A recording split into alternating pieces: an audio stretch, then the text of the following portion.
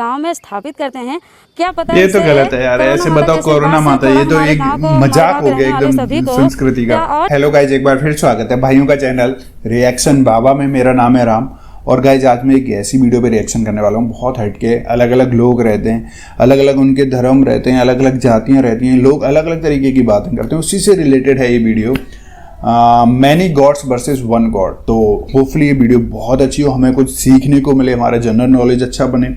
आप लोगों को वीडियो पसंद है शेयर जरूर करें दोस्तों के साथ, और फर्स्ट टाइम चैनल पर वीडियो देख रहे हैं तो सब्सक्राइब करें यूट्यूब चैनल को। आज के रिएक्शन में स्टार्ट कर लेता हूं बिना किसी देरी के। Let's play guys. अस्सलामुअलैकुम गाइज। दुनिया में बहुत सारे लोग हैं जो आइडल वर्शिप करते हैं। आज की इस वीडियो में मैं कुछ ऐसे पॉइंट्स आपको बताऊंगा जिससे आपको पता चलेगा कि क्यों आइडल वर्शिप गलत है। सोचने वाले लोगों के लिए ये पॉइंट्स होंगे ताकि उनकी आंखों से पर्दा हट सके।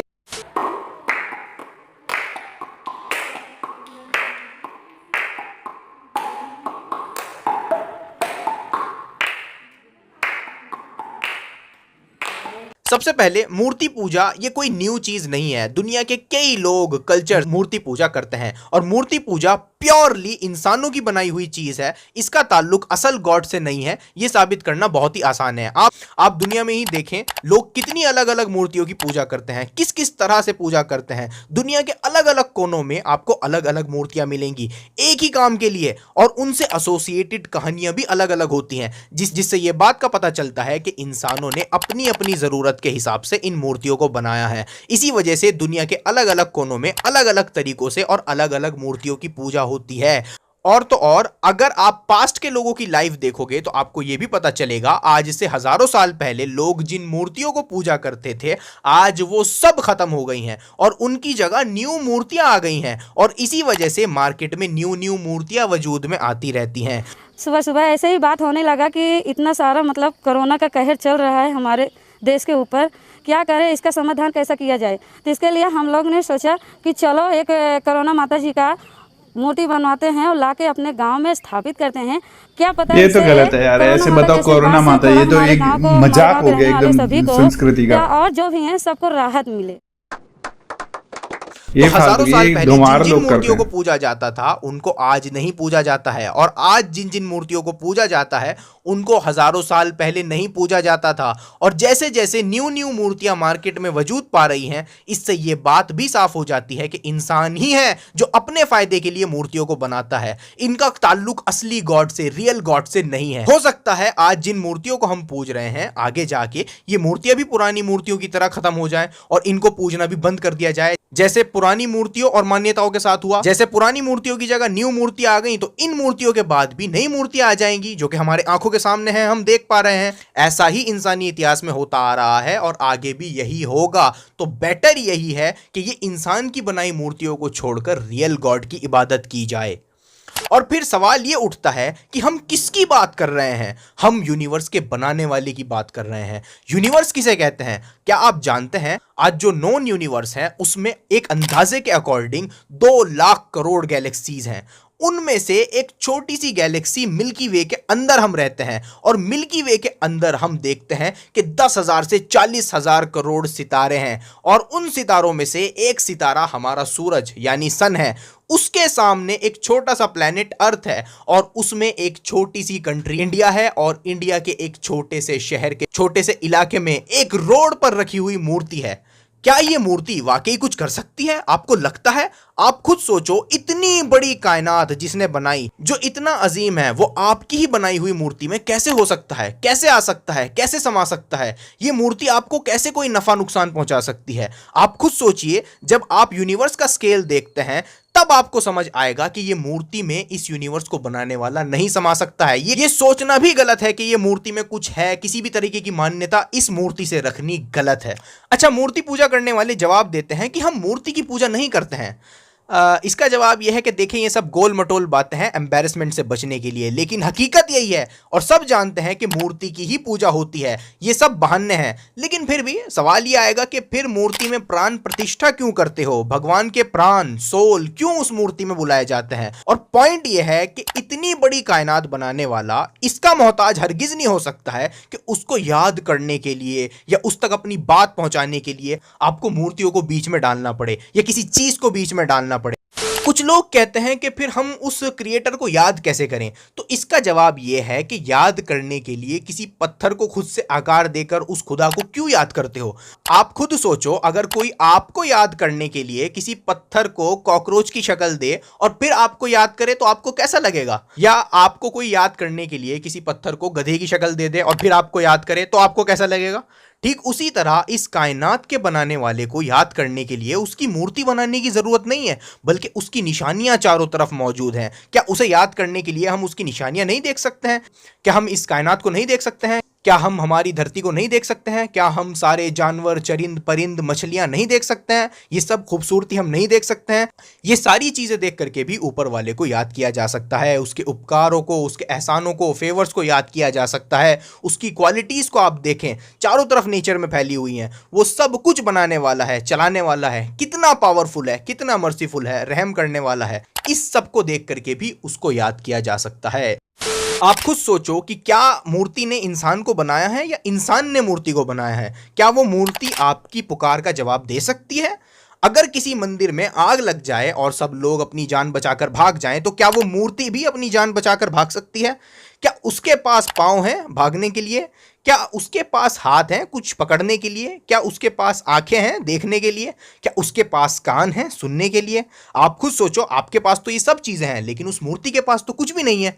आप देख सकते हैं कि कितने सारे मंदिरों में मूर्ति चोरी होती हैं, तो क्या वो मूर्ति अपने आप को चोरी हो जाने से भी बचा सकती है? आप खुद सोचो। और अगर किसी का धक्का मूर्ति को लग जाए तो मूर्ति अपने आप को गिरने से बचा सकती है?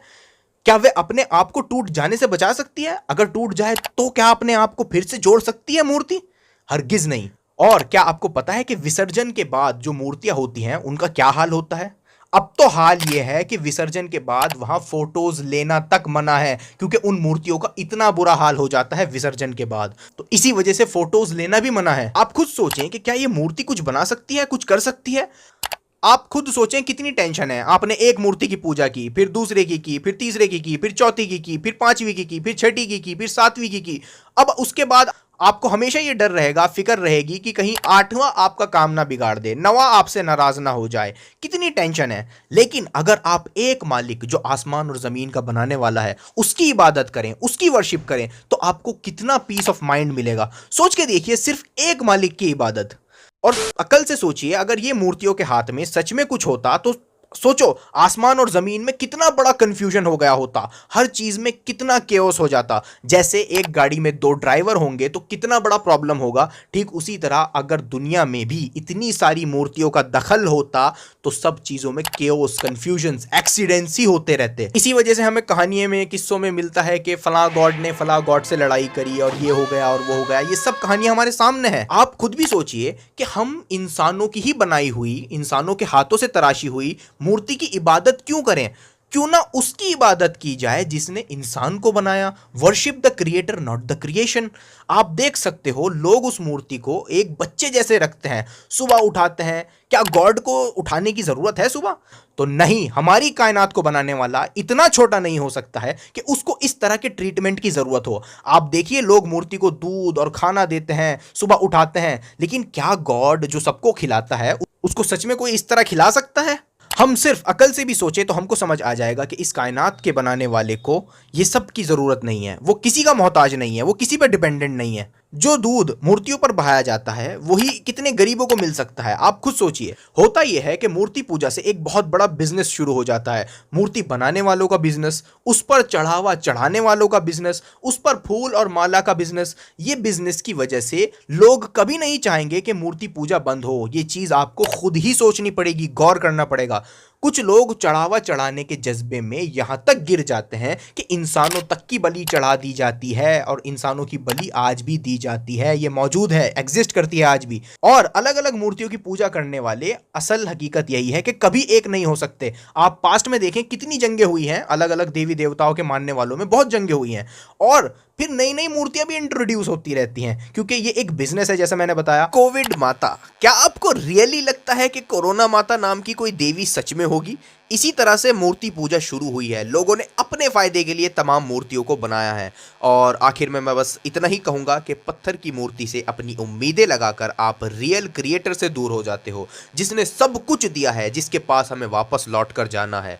ऐसा मत कीजिए, रियल क्रिएटर की वर्शिप कीजिए। उसे छोड़कर दूसरों की पूजा करना बहुत बड़ी गलती है। तो गाइज ये चीज तो देखो मैं भी मानता हूँ कि जो एक शक्ति रहती है वो ऊपर से ही रहती है। लोग उसको अलग अलग रूप में देखते हैं, भगवान के रूप में देखते हैं, अल्लाह के रूप में देखते हैं, जीसस क्रिस्ट उनके रूप में देखते हैं, सब अलग अलग जो जिसका धर्म है उसके रूप में देखता है। लेकिन जो शक्ति है एक जो ऊपर से है। लेकिन हम किसी के धर्म को लेके भी नहीं बोल सकते क्योंकि अब जैसे भाई ने बोला कि दूध चढ़ाते हैं वो गरीबों में बांट सकते हैं। अब जैसे कि चर्च में जाते हैं वहाँ कैंडल लगा सकते हैं, कैंडल लगाते हैं लोग, क्या फिर उस कैंडल का वो जो पैसा है कैंडल लगाने का हम उसको गरीब बच्चों में बांट दें। मस्जिदों में जो चादरें चढ़ाई जाती हैं उसमें जो फूल वगैरह चादरें उसका पैसा, तो ऐसे तो हम किसी के भी धर्म पे नहीं बोल सकते आज की डेट में, क्योंकि कुछ कुछ वीडियो जैसी रहती हैं भड़काऊ वाली। मेरे हिसाब से मुझे क्या लगता है जो जिसका धर्म है उसको उस धर्म में खुश रहना चाहिए। सबसे मोस्ट इंपॉर्टेंट चीज़ है। आप किसी को खुश करने या किसी को कन्वर्ट करने या किसी को किसी और के धर्म के ऊपर टिप्पणी करना मुझे तो बहुत वाहियात लगता है, बहुत बेकार की चीज़ लगती है। जिसका जिसमें दिल है वो करे। बहुत सारे हिंदुएं कन्वर्ट होते हैं मुस्लिम में, हों उनका दिल कर रहा है। बहुत सारे मुस्लिम हिंदूज में कन्वर्ट होते हैं, हों उनका दिल कर रहा है। तो सबका अपना अपना अलग एक प्रोस्पेक्टिव है गाइस, तो हम किसी का तो नहीं बदल सकते, ये चीज़ भी रहती है। वीडियो बहुत इंटरेस्टिंग थी। आप लोगों को क्या सीखने को मिला, क्या सब मिला, आप लोग जरूर कमेंट करके बताएं। एक चीज़ तो मुझे भी इस वीडियो के अंदर काफ़ी बेकार लगी, जैसे कि कोरोना माता मंदिर बना दिया। तो बताओ यार, ये तो कहीं इलॉजिकल बात है। कहीं पे भी इसमें कहीं पे भी अगर ढूंढोगे भी ना टॉर्च लेके, लॉजिक कहीं पे भी नहीं है। कोरोना से बचने के लिए कोरोना माता का आविष्कार कर दिया, ये तो बहुत ज़्यादा गलत है। इस चीज़ से तो मैं भी एग्री करता हूँ। होपफुली आपको पसंद आई ये वीडियो, शेयर जरूर करें दोस्तों के साथ। और फर्स्ट टाइम चैनल पर वीडियो देख रहे हैं तो चैनल को सब्सक्राइब करें। आज के रिएक्शन में बस इतना ही, मिलूंगा नेक्स्ट किसी रिएक्शन में। तब तक thank you so much for watching. Bye bye guys, see you guys, take care guys.